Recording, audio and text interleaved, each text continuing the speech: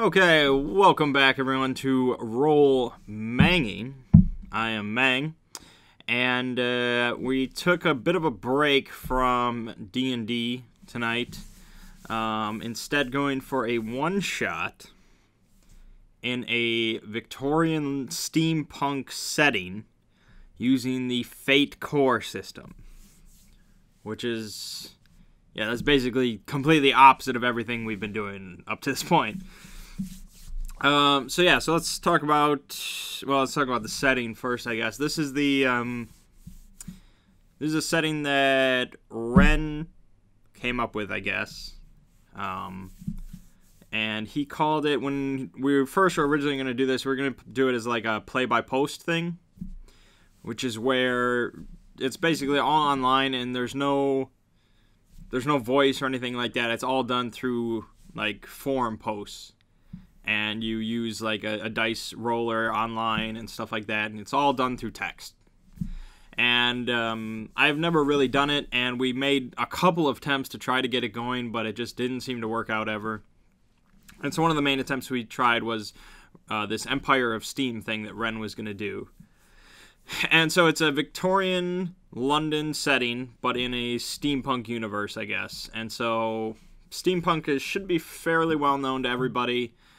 Basically, generally how steampunk works is it's in a Victorian setting in that timeline, but technology up to that point is pretty normal, and then like steamworks and like steam engines and all that kind of stuff really kicks off, and so technology goes in kind of a different direction. It's kind of like Fallout, I guess.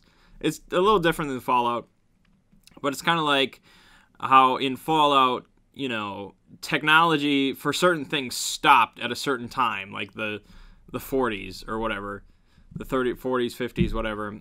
So that's why in Fallout, like all this stuff looks really retro, but then they also have this crazy technology, in different directions, like a lot of like war type stuff.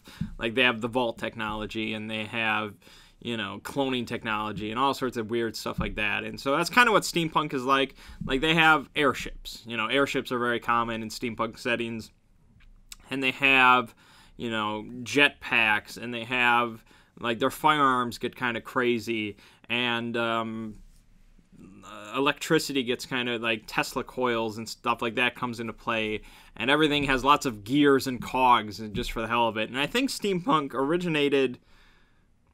I don't know if it originated in kind of a fashion sense, but that's really what it grew out of. But you can see a lot of like cosplayers and stuff like that doing steampunk type stuff, which has a lot of like Victorian sensibilities, but then augmented in kind of a not even futuristic, but there's a lot of gears and goggles and buckles and all sorts of different fashion type stuff like that. So fashion is a big part of what steampunk is, but we don't really care about that too much.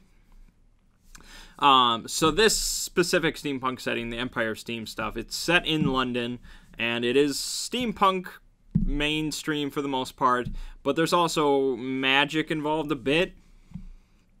It's kind of Shadowrun-ish. I guess that's kind of a good way of putting it, is it's like Shadowrun in a steampunk Victorian London era.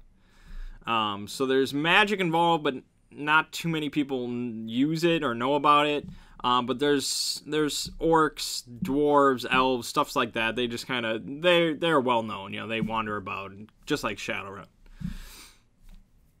But other than that, there's like the main part of what the Empire Steam play-by-post thing and what this is the kind of presence of demons and the on-looming threat of demons, and stuff like that. So it kind of mixes some Call of Cthulhu stuff like that.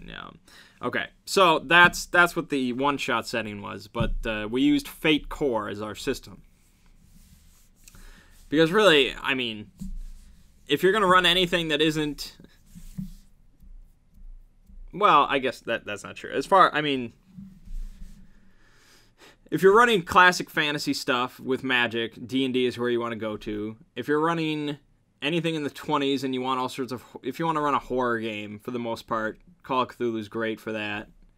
If you want to run something near future, Shadowrun or Cyberpunk, something like that is good. If you want to run far future shit, you can use Numenera. But then if you want to run anything, you use Fate Core. So, I was talking about Fate Core a while back, and we kind of ended my massive Nyarlathotep campaign with Fate Core, but we didn't really get to use it that much. So it's been a while since I've touched on Fate Core. If you don't remember, or if you're just hearing about it for the first time, the main part, well, Fate Core is a universal system, which means you can adapt it to any setting or whatever you want to do with Fate Core. It can be adaptable. So you could use it for old school D&D stuff. You could use it for Call of Cthulhu-esque adventures. You could use it for Shadowrun type stuff. You could use it for steampunk. You could use it for a post-apocalyptic. You can use it for anything. It's universal, kind of like GURPS. And so the main part of Fate is the aspect system. And so how that works is basically everybody and everything has an aspect to it. And sometimes more than one aspect, usually for people. And so aspects basically are words or phrases that describe it, whether, you know, physically or mentally or emotionally or spiritually or whatever, you know. So if it might be a ladder, you know, or something like that. It might have the aspect of old and rickety. Or if it's I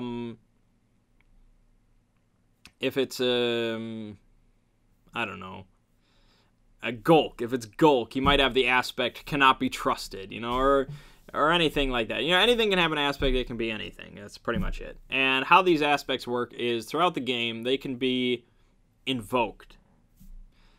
And that means that using a currency, an abstract currency called fate points, they can be called upon to reroll dice rolls or increase dice rolls.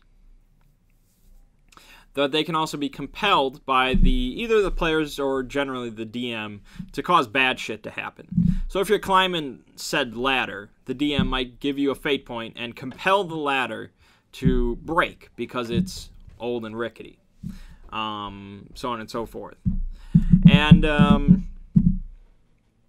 so the aspects is the main part of Fate Core system, and it's really what kind of what's the word I'm looking for? It encourages role playing, I guess. Where like it's much more abstracted, I guess, but it's much less mechanical than, say, something like Dungeons and Dragons, where it's all numbers. Like Dungeons and Dragons is largely just a pure numbers game when you really look at it. Whereas Fate wants to get away from the numbers and turn them more into words. And when you turn things into words, then that facilitates role-playing more than just numbers do. Because you start to... it's kind of more evocative, you know? You can picture this ladder that's old and rickety, you know? And you can picture every character, and especially your character, because you look at these list of aspects and what makes this character a character. And so, yeah, Fate is much better for role-playing. And sometimes groups aren't looking for that. I wouldn't run Fate for everything. You know, I'd get probably kind of like, eventually, at least for me, I kind of like numbers occasionally. Like, if I want to do an epic battle, I'd prefer doing it in 4th edition Dungeons and Dragons rather than Fate Core. But you could do it in Fate Core. Okay, so, yeah, so we did this in Fate, and... for this one-shot and for the Empire Steam thing way back, Ren wanted to make our characters a little bit beefier than an average Fate Core character, and that's cool because you can just do that if you want. You can change whatever you want about the starting default system. So we started with one skill at Superb, which is, you know, the highest it goes on this sheet, but you can go as high as you want, and then we get an extra mild consequence and 5 refresh instead of 3, I think, starting. If you don't know what any of that means, then don't worry about it. It's not that important. Basically, we start beefier than a normal character would. And so I heard we were doing this steampunk one-shot in Fate and so on and so forth, and I was like, what do I want to play?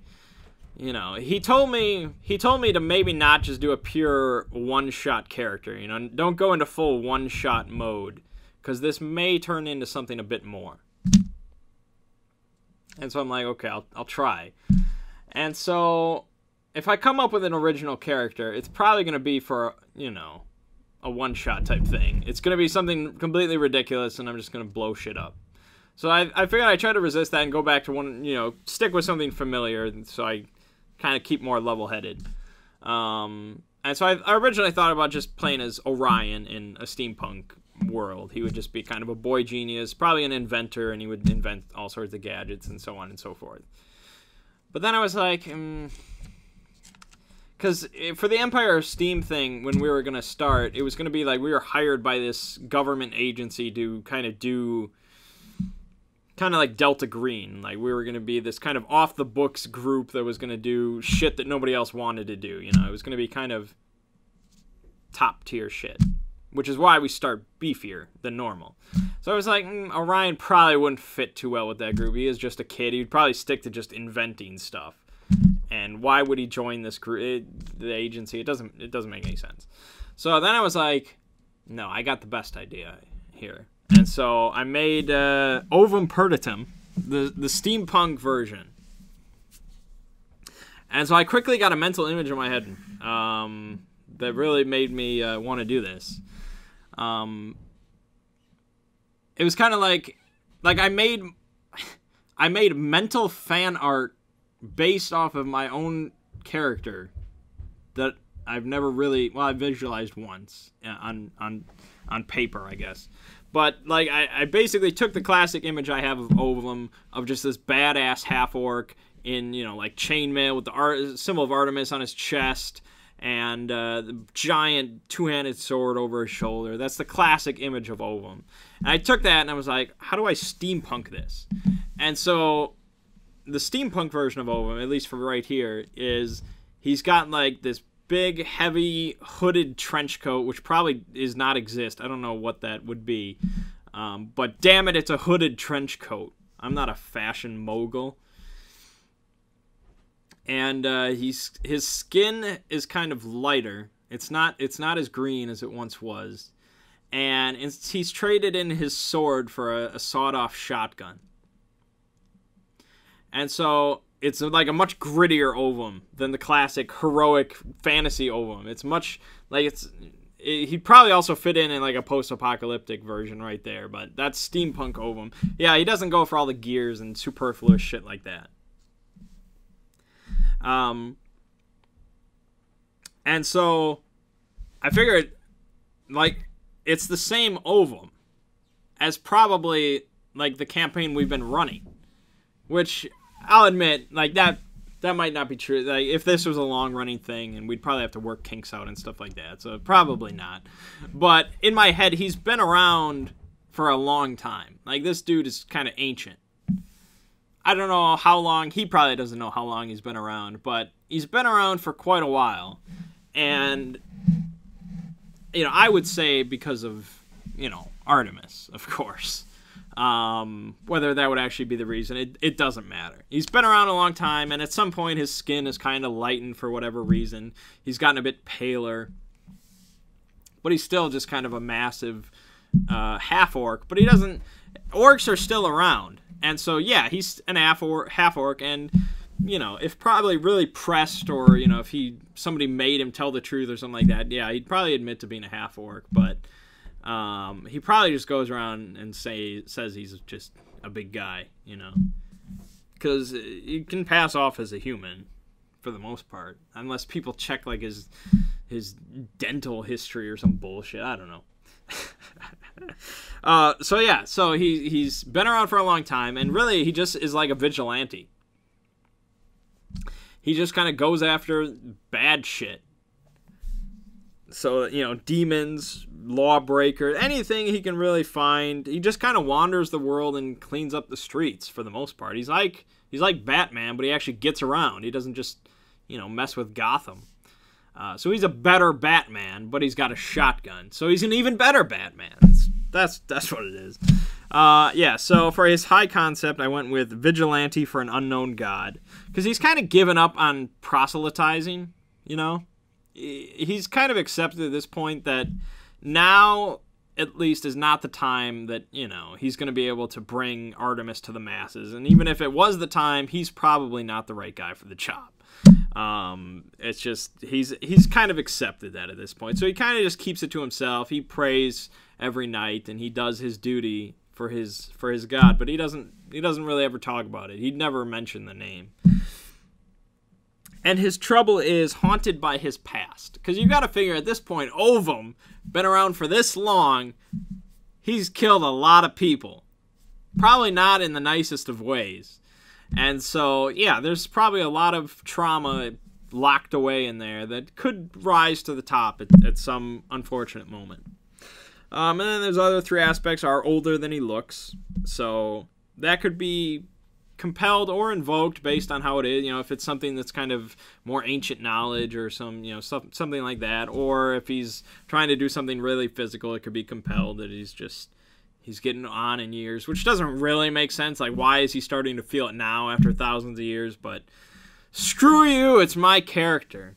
Then faith demands sacrifice, which I found when I was just looking through a list of aspects online. It just said faith demands sacrifice, and I was like, that's really damn cool. I don't know if that'll ever be used for anything. I guess if he has to personally sacrifice himself for some cause, his own cause, whatever, Artemis's cause, sure. And then stands above the crowd. So that's basically just something that he's really big. And so that's just kind of a generic big aspect where it can be invoked if his size really matters, but it can be compelled if can be easily noticeable. Pretty simple. I put physique at superb, so he's in top physical condition. He's a big-ass dude. He can take hits. And then shoot and fight, I put at great. He can handle himself in fight. He's really just a combat character in Fate, which is, not really built for it, but he can handle himself. And then, yeah, pretty much nothing too crazy, anything else. I gave him brass knuckles that he hides up his sleeves, so you can just go and then just, bust shit out. And his sawed-off shotgun, which he keeps concealed, and he doesn't use it that much. Okay, so that was my character. The other characters involved, Seneth went on to play basically a worse version of Seneth, I guess,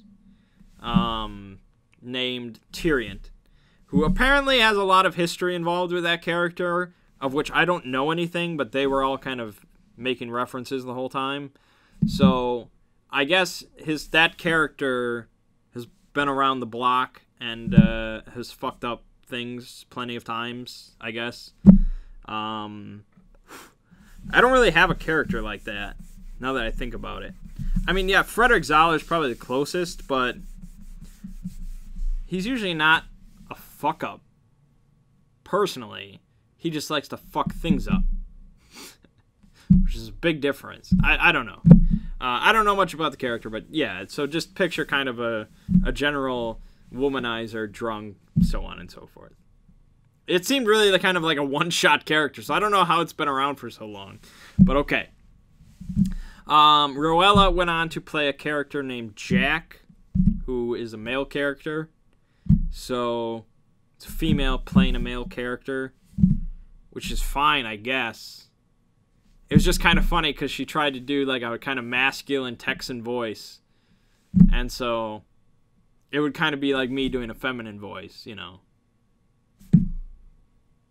It throws off the role-playing a little bit, but it's fine. Maybe one day I will play a female character and it'll be a tragedy. Yeah, so Jack is kind of a jack of all trades, believe it or not. And, yeah, not really much else to say. He's got kind of the classic shady past, and he didn't say too much, and he's a jack of all trades. But also he's kind of a builder, I guess. And then we had a new player come in, another female, making this the most females I've ever played a tabletop game with. I don't know if that's meaningful or anything. She played a character named Adita, who kind of came in a little bit, well, I guess she was there from the start, but she got more involved later on because she was doing something else. I'll talk more about her character later. So, okay. So we all start, and Ren's like, you've all been either forced or coerced in some way to work with this government agency to do a job or multiple jobs or something like that. They've coerced you in some way. They've, blackmailed you or whatever it might be. And I feel like Ovum, I don't know if they mention demons at some point as part of like what the agency is does. Like your team might hunt down demons or something like that.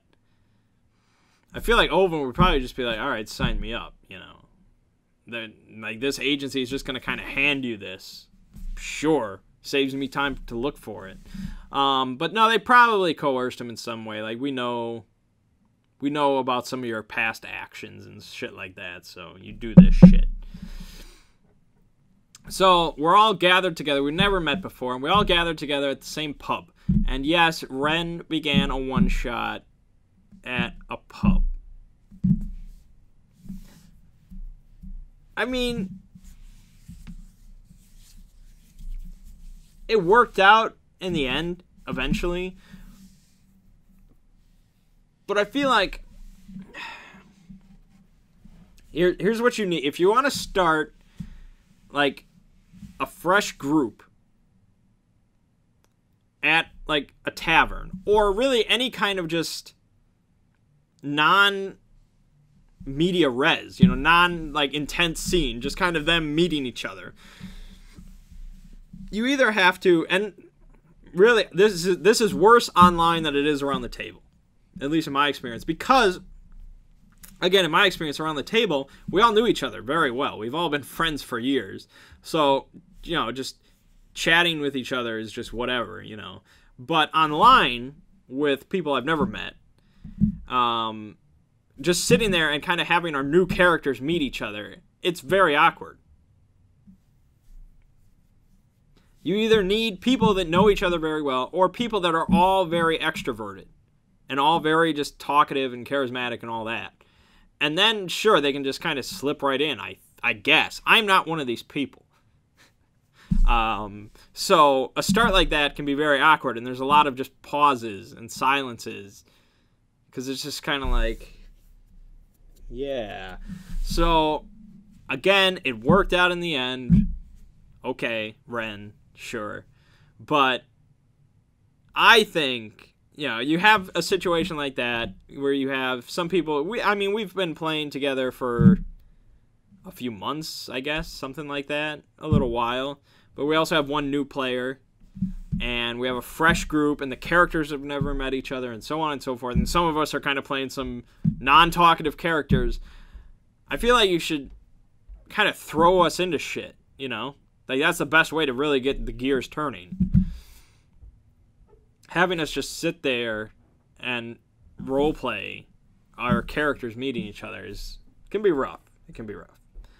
I don't know what he would have thrown us into. I mean, some one-shots you can do that with the right, if the story is right. Here, I guess, there wasn't much you could do without just doing media res. Like, just, we're in a chase or some shit like that. I mean, I don't know. I don't know. I didn't run the thing, so I guess I can't talk that much. So we all kind of get our awkward introduction out of the way, and then our contact shows up and tells us basically that he was mugged the other night, last night, by a gang in the Whitechapel district named the Spring-Heeled Jacks. The Spring-Heeled Jacks, I think that's what it's called. Spring-Heeled Jacks, which is kind of a character from UK folklore. And I really only know about that because I watched Luther. So I've heard of that before. And so I guess this gang, I don't know, alternate timeline, or they base it on him. I don't know. It doesn't matter. We're going to kill all the bastards. So the Spring-Heeled Jacks, this gang in Whitechapel, they mugged this guy, and they took his cane. And his cane is very special because it has like a dual dragons on it with holding an emerald, and apparently it, in the wrong hands, it's like magically enchanted, and in the wrong hands it could use to commune with demons or something like that. And so Ovum's like, okay, you know, we got to get this shit. And so he agrees that if we bring it back to him within 48 hours, he'll pay us all £1 each, which apparently is a nice chunk of money, I guess. I don't know how much £1 is really worth now, or if that currency even exists anymore, but in that time, in that place, I guess it's a good amount of money. I don't know. Don't ask me these questions. Okay, so we all pretty much agree to head down there. And through a bunch of more awkward pauses and stuff like that, the plan becomes clear that we're going to have one person act as bait. Basically, well, Tyrion. He's going to act like some wealthy buffoon who's flashing around flashy cufflinks made of gears. And he's going to kind of lead some gang members, hopefully, into like an alley where the rest of us are going to jump them. Not him, them. And by us, I mean Ovum, basically. And so we go to a brothel / opium den, 2 in 1. He goes in, he gets really plastered. He's in there for like 3 hours, just gets real drunk. He comes stumbling back out, and he's supposed to lead these guys into our alley, but instead he goes into the wrong alley.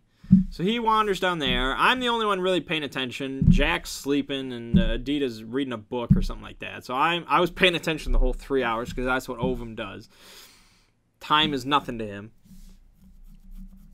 And so I stealthily follow behind Tyrion into the wrong alley. I see like figures jumping on the rooftops.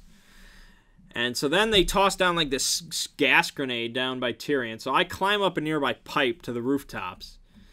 I try to sneak up behind one of the gang members, but I fudged that. So then they all turn around, and then I just clock one in the face. One of them tries to hit me, but I'm Ovum. So I'm just like,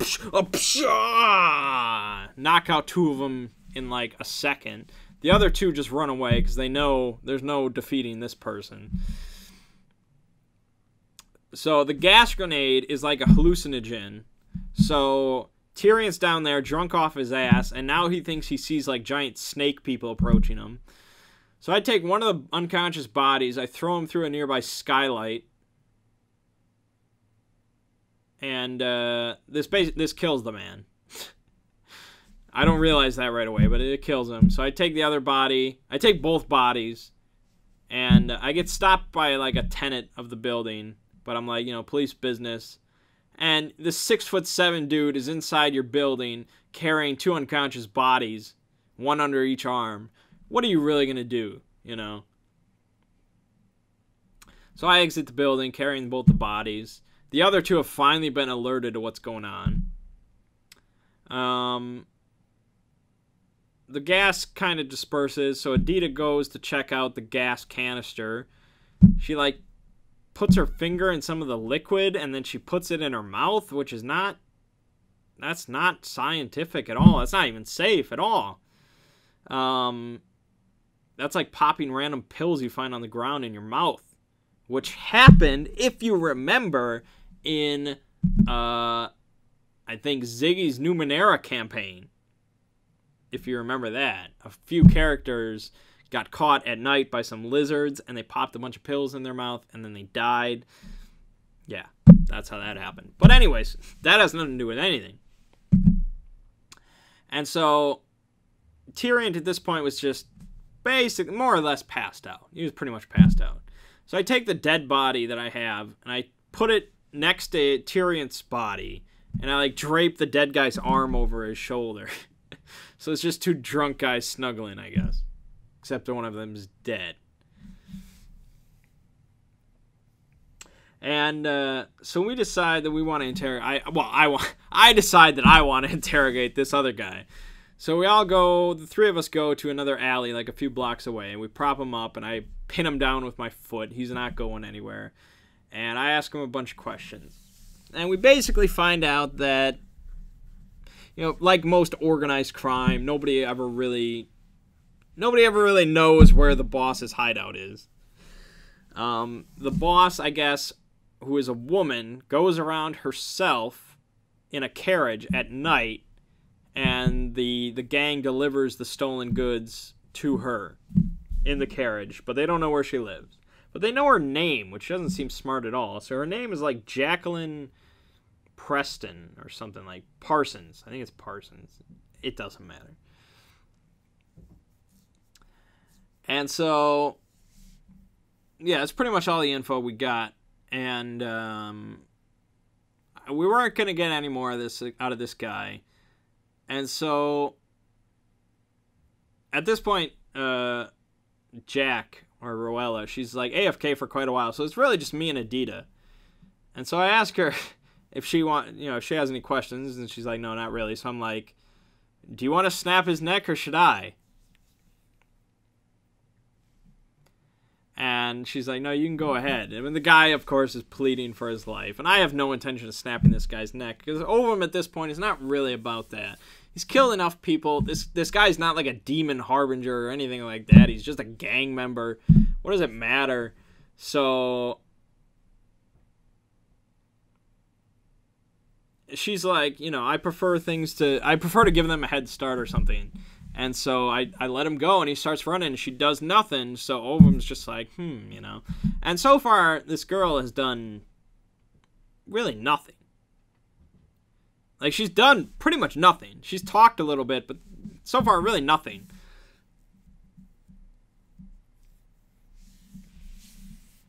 And so we decide to just keep looking. We're just going to wander around and look for this carriage with this, because apparently the carriage driver is like a big dude, I guess. And we got his name, but whatever. So we start wandering around, and at this point, Tyrion gets awoken. He gets awoken by two policemen, two constables. And they're like, you can't sleep here. And they think that his friend is just drunk, and they're like, get out of here with your friend. And so Tyrion's too drunk to realize that this guy is dead. So he kind of just helps him. He basically picks him up, but he thinks he's helping him up. And he starts to walk away with the guy, like Weekend at Bernie's. And then the cop realizes that, something's fishy here. And the other guy's wearing a gas mask, because they were all wearing gas masks. So he's like, oh, now what's wrong with your friend here? And so he lifts the gas mask, and he finds that his face is all bloody. I don't know how that happened, but okay. There would be blood somewhere, because he went through a skylight. And so then the cop he starts to blow his whistle. And so Tyrion is full drunk mode, so he busts out his two flintlock pistols, and one of the cops tries to disarm him, but he fails, and then cops just get both barrels. Two dead cops. And yeah, that's a pretty serious crime, no matter what system you're playing. No matter what setting you're in, really. Killing a couple cops in the street, it's rough. You ever kill a guard in D&D? It's serious business. And so he kind of just runs off, and miraculously, i.e. with a fate point, i.e. with DM intervention, he bumps into us. And so we heard the gunshots, and he's kind of drunk rambling at this point, and so he mentions he woke up with a dead body, and there were cops, and then I ask him, where's the dead body now? And he's like, oh, there's a pile of dead bodies. And pile of dead bodies. And then he doesn't say anything more. And so then we hear police whistles all around us, kind of closing in. And he's like, oh, we should get out of here. They said not to involve the police or anything like that. And so at this point, Ovum just cold cocked him. Just boom! Black eye instantly, right in the face. He goes down. He pretty much passes out immediately.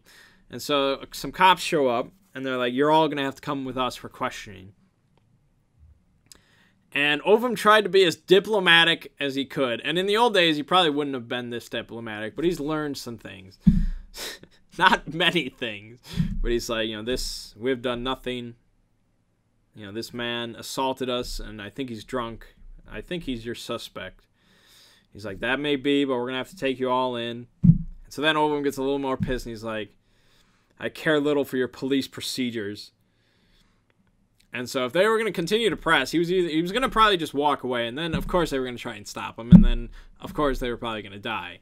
So, but Jack stepped in very quickly and was actually diplomatic and cleared things up with a good roll. So they just took Tyrion in, and they left us behind. So I was like, well done, you basically saved those men's lives. And we're like, well, let's keep looking. So we do some more investigating, and I think I rolled like, I guess I didn't explain how the rolls are, but it's 4 fudge dice, and so, or fate dice if you want to call them that. And so how it works is you can use regular dice if you want, but online it's like legitimate fudge dice, where basically it's a 6-sided die. 2 of the sides have a minus, 2 of the sides have a 0, and 2 of the sides have a plus. And so if you roll 4 pluses, that would be a 4. If you roll 4 minuses, that's a -4, and zeros are just neutral. So anywhere from -4 to 4. And then your skills add on to that. So I think I rolled, for my investigate, I have like +2 investigate, and I rolled all pluses. So I had a 6 for my investigation into finding this carriage, which is pretty damn good. And I didn't find the carriage, but I did find out the home address of this woman that's apparently running things. So I was like, all right, house call. So we head over to her house, the middle of the night, by the way. And we try the front door, and of course it's locked. And I'm apparently... Okay, this is the funny thing, because I was like, okay, who has the best burglary? And we find out that Jack of all trades, didn't put burglary on his sheet. He put no points into burglary. And so I'm like, okay, what about Adita? And she's like, no, nothing. And so I was like, what do you do? Because I felt like I was in the counter monkey that Spoonie did for the Thieves World, where the guy was like, oh, I'm not that kind of thief. And it's just like, you never figure out what this guy does. I'm not that kind of thief. That's what I felt like with Adidas. Like, what do you do? I don't get it. Where are all your points? So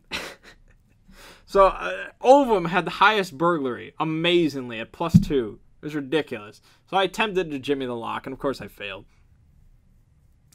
And so I'm about to kick the door in, as usual, when Jack steps in, and he's like, hold on, let me try and do something. And so he wants to take the doorknob off. At first he wants to use his wrench, because I guess she took like this stunt where she has like this magic, not even magic, but like a big wrench, a pocket wrench, something like that, that if she can use it in a situation, it gives like a +2 to the roll. And so it's like, you're not going to take off a doorknob with a wrench. It's just, I can't picture it in my head how you would do that, other than just bashing the doorknob off, which would be just as loud as me kicking the door in, because it's metal on metal. And so she eventually spent a fate point to have the tools able to just take the doorknob off.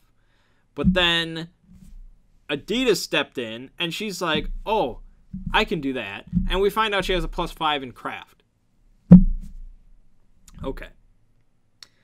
And so she does take the doorknob off, and I'm like, okay, well done. You did something. Ovum was impressed. She is somewhat useful. I didn't have to kick the door in. So I attempt to open the door, and it doesn't budge. So I kick the damn door in. It's like, good effort. But when Ovum's going to kick a door in, he's going to kick the damn door. So... And so we go through the house, and it's completely empty. It's all dark, completely empty. Nobody home. So we look around to try and find the cane, and we find like a secret door behind a bookshelf or something like that. Very classic. We go in there, and we find all sorts of hidden, stolen merchandise, including our cane. And so the two craft experts look over the cane, and they deduce that it's not used for summoning demons or anything like that. It's actually like a hidden compartment cane. So there's like it's a magic hidden compartment cane. So if you say the right code word, a compartment opens up and you get whatever's inside. Of course, none of us knew the code word because the guy had lied about it, so we would just get it for him, and he's probably the only one that knows the code word. And so then Ovum remembers, I had actually forgotten as a player, but luckily it was brought up, that the guy did say that this is used for communing with demons, you know, and stuff like that, or it could be used for that. And so Ovum's like, oh, this thing shouldn't exist. And so he grabs it, and he snaps it over his knee. Just as they're just looking at this. And a piece of paper tumbles out, and we read it. I have no idea what it says, really. It has something to do with the Crimean War, and something about spies, and it's something to do with the war, and basically it implicates the guy that we're delivering it to as a Russian spy, although that doesn't really click for Ovum, because it didn't really click for me as a player until it was later told by Ren. And so, you know, like, oh shit, what should we do? And Ovum's just like, I don't care about any of this. Because he didn't really understand it, because he was expecting to read about demons, and there was no mention of demons. So he's like, I don't know. And they're like, well, we should fix it so we can return it to the guy. And Ovum's like, yeah, well, yeah, we can still get paid, I guess. And so, like, that's kind of a miraculous task, to take a broken cane and put it back together so it still works. I mean, that's pretty good. But luckily there's a workshop in this house, and we have two master craftsmen. Like, better than most, you know, normal people could ever be. Because that's basically what superb means. So they both take it back there, and they end up, Jack rolls like a 9. She rolled all pluses plus her 5. It was ridiculous. Like, that's high as you could possibly get right now.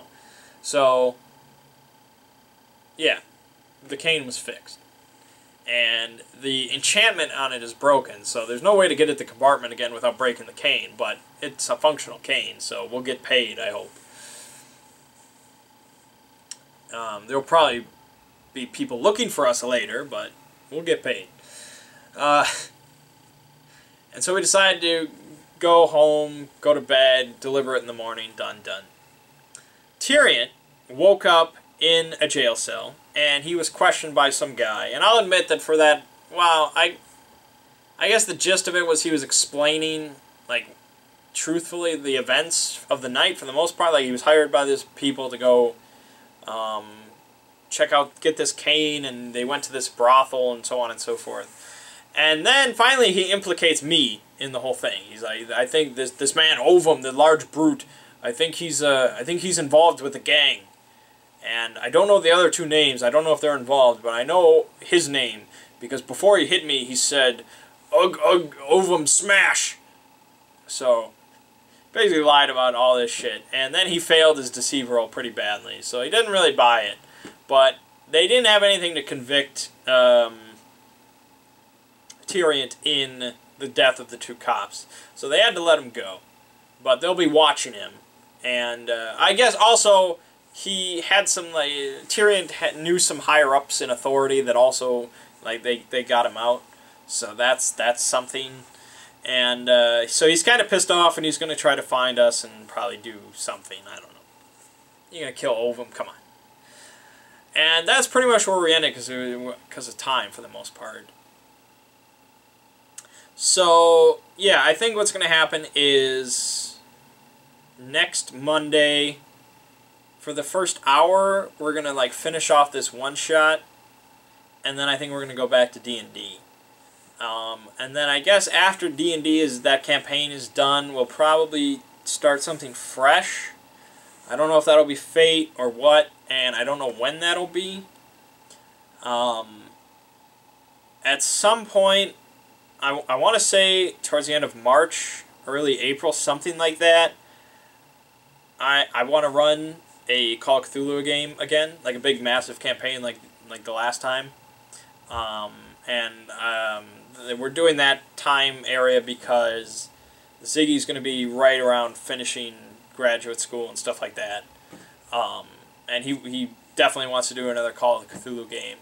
And so it'll probably just be kind of this new people, maybe, unless anybody from the old group watching this wants to get in on that around that time. You're welcome to join.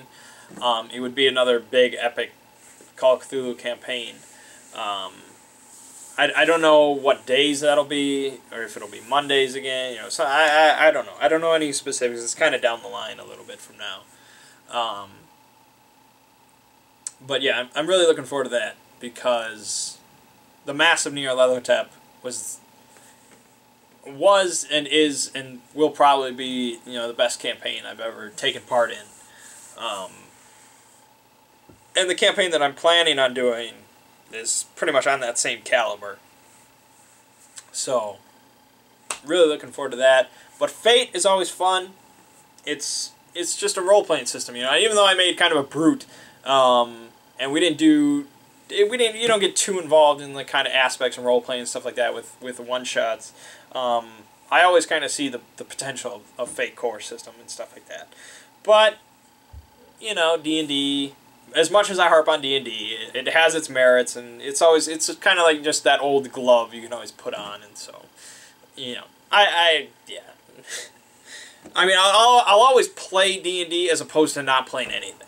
I'll tell you that, because you can always have a good time regardless. But anyways, that's going to wrap up this video, so you'll have to tune in next week if you want to hear the thrilling conclusion where Oven probably goes crazy and kills all sorts of people before he finally dies. And then we'll be back to D&D. So, my name is Mang. This has been Roll Manging, and I'll see you fine folks next week.